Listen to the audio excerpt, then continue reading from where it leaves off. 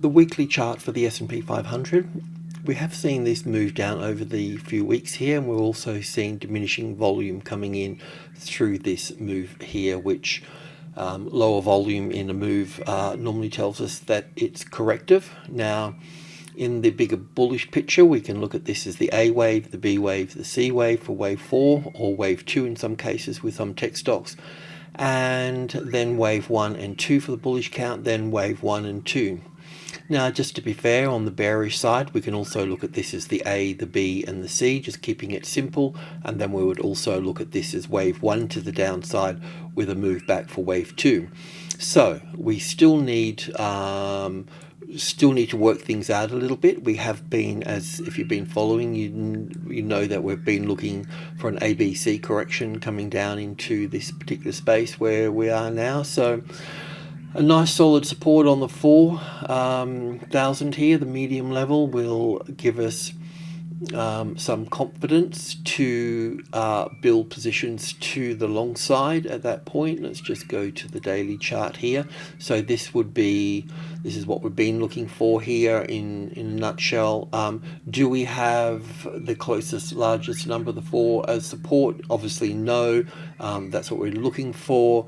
In the bullish weekly cycle, we're looking for Thursday to shore up some demand, and then we'd be looking for Friday and Monday to be bullish. So if Friday closes strong, then Monday's likely to follow through on that, and vice versa. Where Friday closes, if it closes lower, then we're going to see the market move down from that point. So seeing Friday bullish will give us that change in trend that we're looking for. So in the afternoon session on Friday, if the market's firm and positive, not just, but a decent sort of firmness in the market, then we know we've got a change in trend. But it still doesn't take us away from the bearish picture as well. So the bearish picture is on the 50K.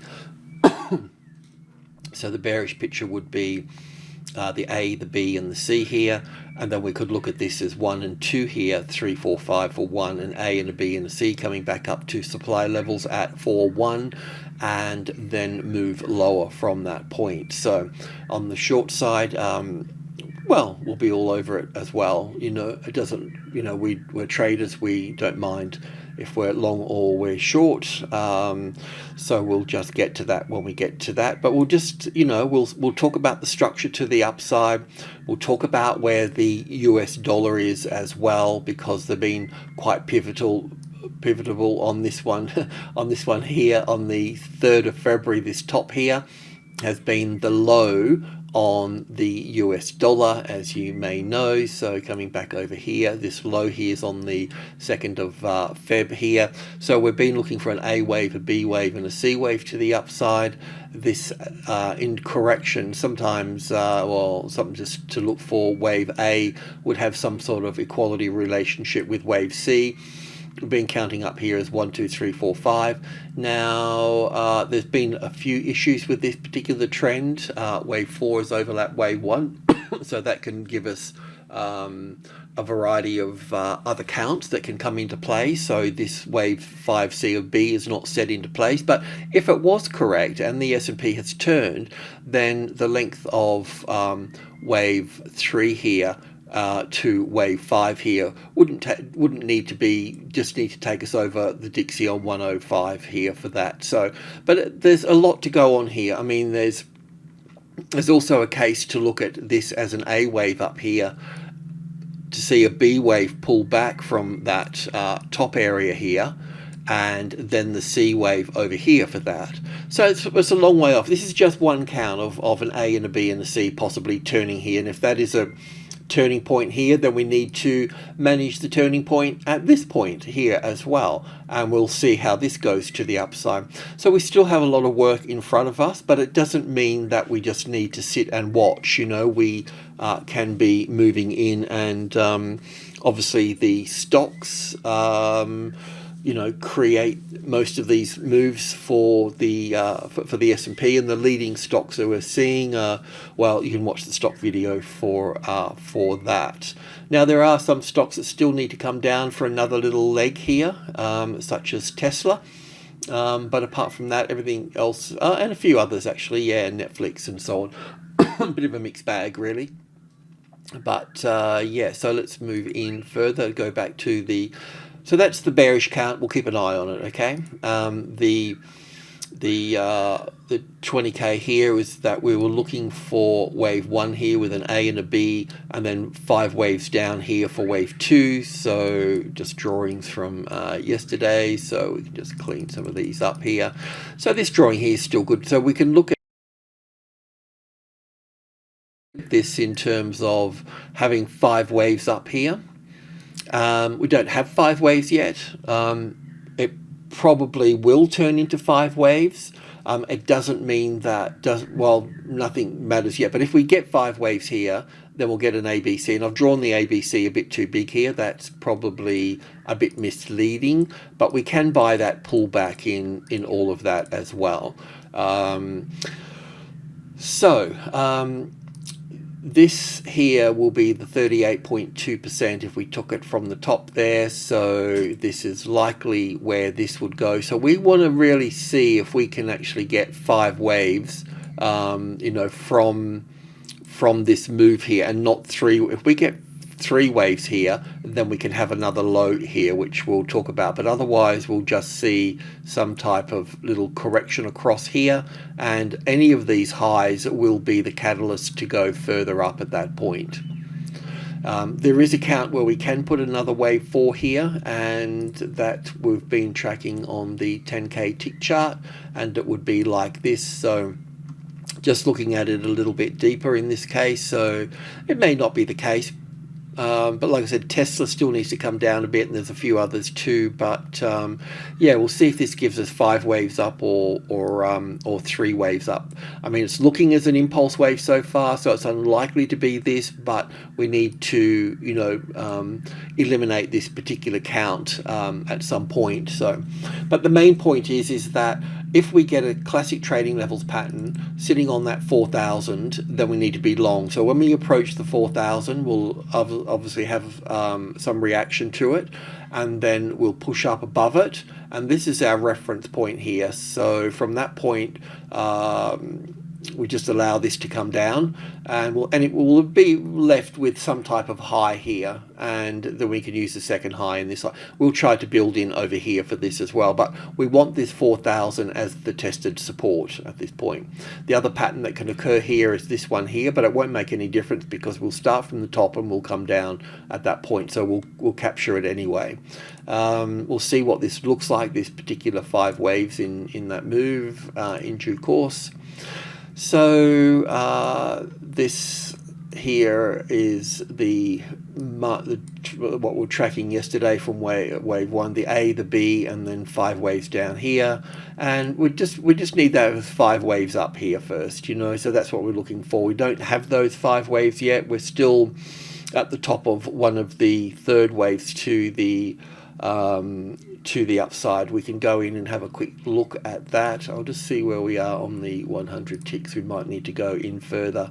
Oh no, we'd work with this perhaps. I don't think I've updated any of this. So, okay, so this is the low here. Let's just quickly go through this. So this will be 1 and 2 here, and I can easily make a mistake. So don't. Just giving you a bit of giving you my take on it within a blink of an eye, so to speak.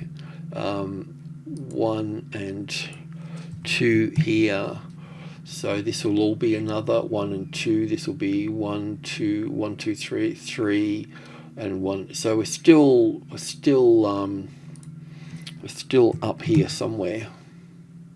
Let me just finish this here, and one more 5. And what we're also looking for is a wave 1 and a wave 2 pullback, and then we'll need a little A wave, B and C. So we don't know if this is actually an impulse wave to the to the upside just yet. You know, we still need to do, it still needs to show us that, this will be 1, 2, this will be 3. I'm not really sure about that. I'd have to give that. Looks like a bit of an A, B, C, D, E here. Then maybe we're close. I'll just put it there for the time being. I don't want to burn up too much time. And getting to the end of the session, things get a bit warped. So it'll be something like this. So that's going to give us 3. We'll push this over here. We'll push this over to here. That's going to give us 4 and 5 up here. So it's going to be a series of sort of 4s and 5s up here for that. Just see, yeah, that's about right.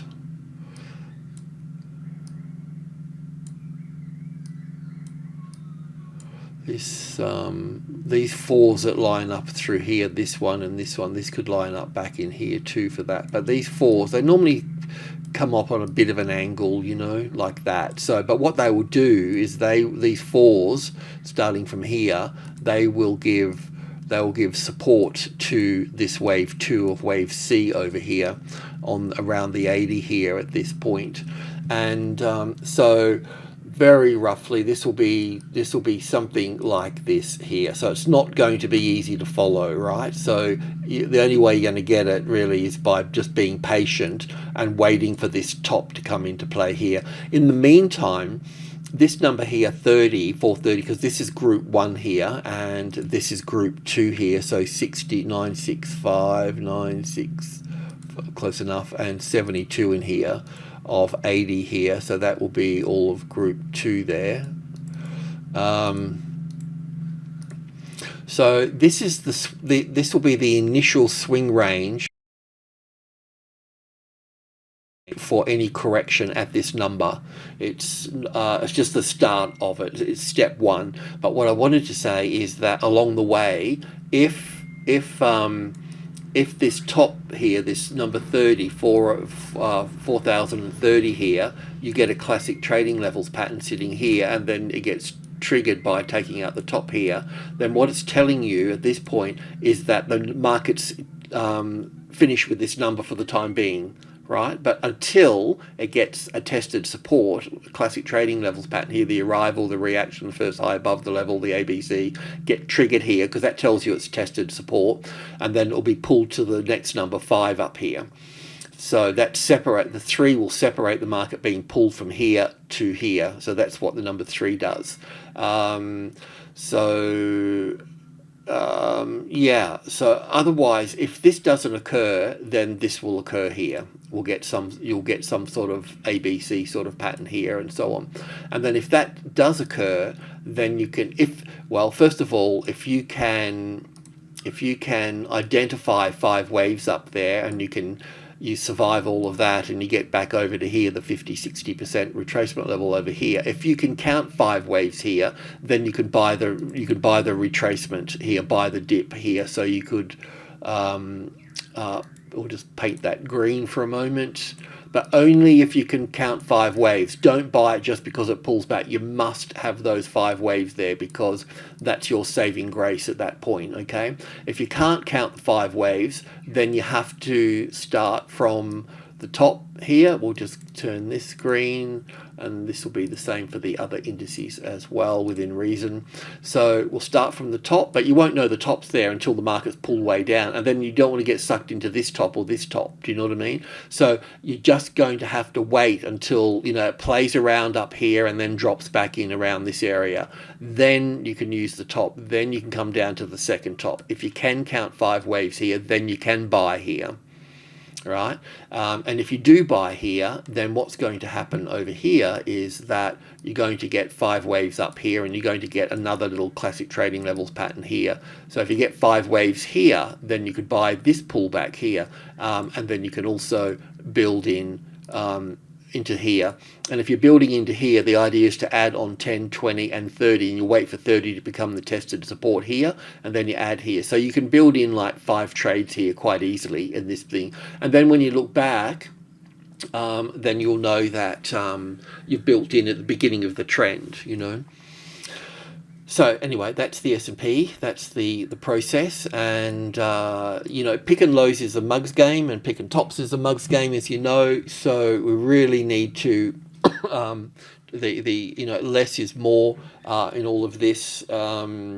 So we'll just see how we go. I mean, the other side of this, if we're looking at this is the NASDAQ here, if we were looking at all of this down here as wave one, like we mentioned before, which in the bearish count for the S&P, then we'll have to look at this as some sort of 1 and 2 here, and 3, 4 and 5. That's how it would meet over here. And then we'll have the A wave, the B wave, and the C wave coming up to the 61.8%, and then we would come down at that point. And if that was the case, we'll be aware of that, and we'll be because this will be where our stops are going to be anyway, at this wave 2 here, or wave B and A and a B, or 1 and 2.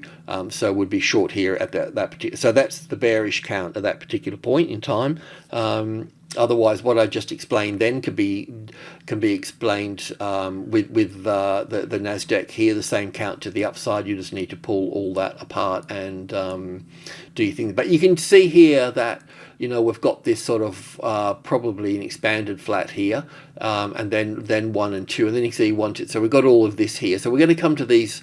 You know, if you were long here, you would sell at supply, wouldn't you? You know, so at getting up here somewhere, and the 12-1, the 1 is the strongest number. So it's going to start cracking in around there. It's going to get tough at that point. There will be suckers, you know, that are going long at this point, of course, you know. But yeah, you have to wait for that pullback, and it will come back and test the 12,000 and below here. So you're not, don't start FOMOing at the mouth here, because you're not missing anything. It will come back. The bigger question is will Friday close positive and firm? Because if it does, then you can stay in the market over the weekend, because you're being saved, you're being carrying, you know, the angels are carrying you on that momentum, you know, and then you can build in Monday morning and continue the journey to the upside. So that's the NASDAQ. The same with the Russell as well. The B wave up here, we've been counting our curves and waves down here. So once again, we've got the same things. We've got 1 and 2 in here, then a 1, 2, 3, 4. So we've got a couple of more, and being at 19 is a big number, and there's plenty of supply here as well. So there'll be, at least, I would assume there'll be 2 more tops here before you get your ABC pattern here. And if it's going to go up, it will look like that, you know. And if it's bullish on the Friday, this pattern that I've drawn here is not going to be that big either, you know. I'll just double check my words. So definitely 1 and 2 here, and then 1 and 2 here, and then you can start counting up here as yeah, you'll have to sort that out. But another little 1 and 2 in here. So 1 and 2, 1 and 2, 1 and 2. I'm not sure about that, but we're entering into the third wave, and the fourth waves are here. So they should all come back across this level here eventually. So buying at that level, at that point here, even once it goes up here and comes back, there'll be something big. This, I've drawn that too big. I'll better get my poop together. So yeah, I'm not really sure how. It'll be like a drunken person doing this. It'll be something like this, you know. It'll be tight. It'll be pretty tight, you know. But you basically look for that top, and it could be a bit higher as well. Actually, be a bit higher, but definitely giving us that impulse movement here. You know, that's the beauty of it. You know.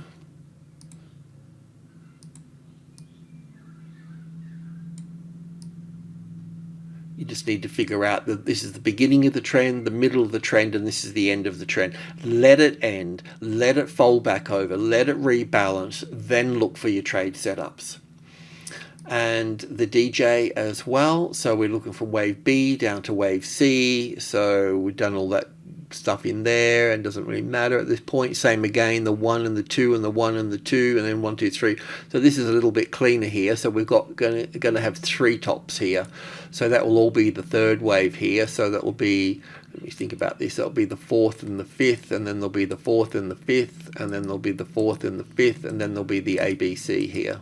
So there's going to be 3 more tops in most of those markets. Okay, that will give you a bit of an idea. So you need to wait for that to roll over at that point. Keep an eye on the US dollar index at that point. Alrighty, I'll leave it at that. Yeah, fingers crossed that we've got an impulse wave developing to the upside, and we'll see how we go. I mean, this could just be 3 waves up, you know, it could just get to here and come down. That's the problem, you know. Anyway, I'll do an update if I can, if I see necessary. I'll see how the Asian market plays out as well. Alrighty, cheers.